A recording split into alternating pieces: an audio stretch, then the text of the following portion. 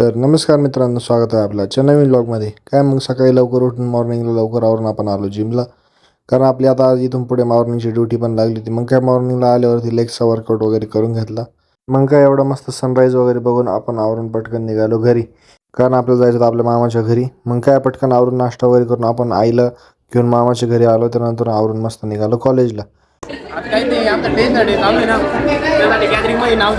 कॉलेजमध्ये बरेच नवनवीन फेस्टिवल चालू होते, त्यापैकी क्विज पण चालू होती. मग काय आवरून आपण आलो जेवण करायला.